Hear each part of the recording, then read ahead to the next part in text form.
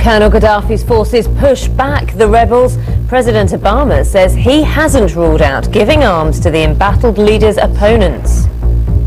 It's fair to say that if we wanted to get weapons into Libya, we probably could. We're looking at all our options at this point. Protests continue in Syria. President Assad tries to ease tensions following the resignation of his entire cabinet. Radiation in seawater near Japan's Fukushima nuclear plant is found to be more than 3,000 times above the legal limit.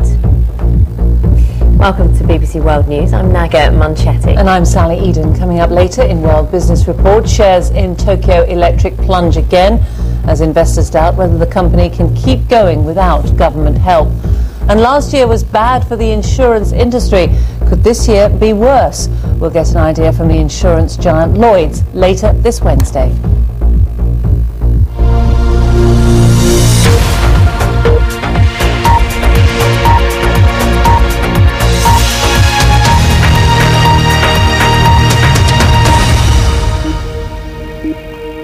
Hello and welcome.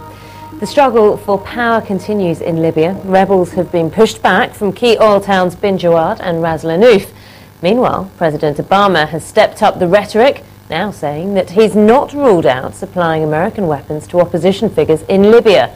He also said that Colonel Gaddafi would ultimately be forced to step down. Jack Izzard has this report. For 2 days, they've raced both forward and back across the sun-baked red sand. Yesterday, the rebels were heading east, fleeing in the face of a government counter-attack. Poorly organised and supplied, their gains have proved fragile.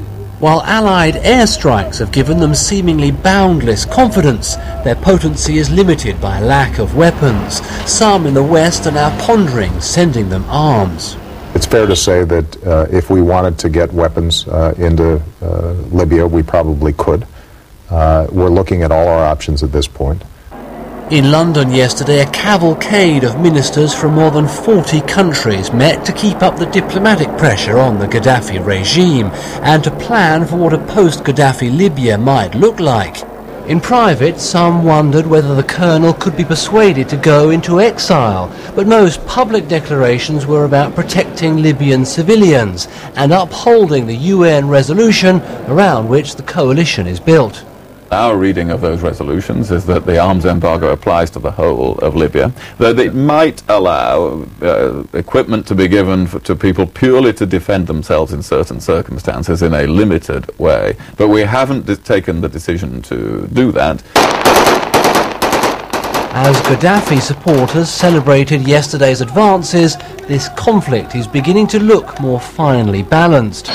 Allied aircraft like these American fighters may dominate Libya's skies, but so far their mission has officially been to protect the rebels, not fight their battles for them. But as the front line ebbs and flows and stalemate beckons, the coalition may decide that air power alone is not enough to turn the tide. Jack Izzard, BBC News.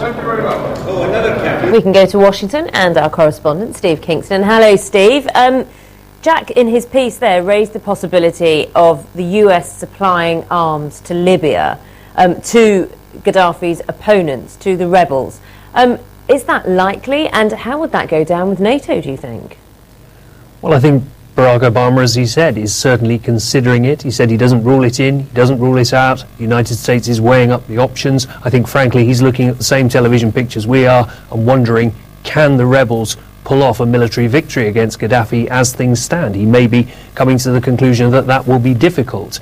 Now, the Americans say that if they were to provide arms to the rebels, they do have legal cover for that. They believe the second resolution at the United Nations allows for the provision of arms to rebels on the grounds that it would help protect civilians. There are many other countries within the coalition who disagree with that.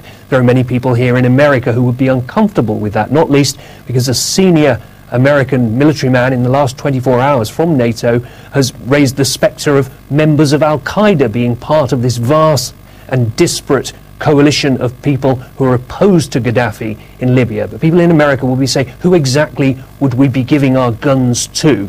So there are all manner of questions about this.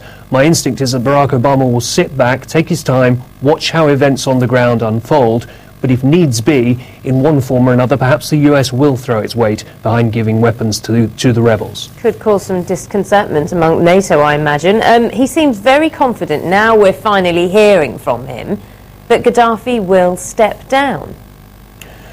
Well, again, from Barack Obama in those interviews, you heard him use this phrase, the noose tightening around Gaddafi and his regime. The real hope, I think, of the Americans and many senior figures within the international coalition is that the people around Gaddafi will turn against him, that they will force him to go. And behind the scenes, there is discussion about a possible exile plan. Barack Obama didn't want to talk about the specifics of that, but all the signs we have from our colleagues on the ground in Libya is that Colonel Gaddafi doesn't entertain that possibility at all. He's digging in, and if necessary, he will fight on, and perhaps it will become a stalemate. Steve, always good to see you. No doubt we'll speak soon. Thanks.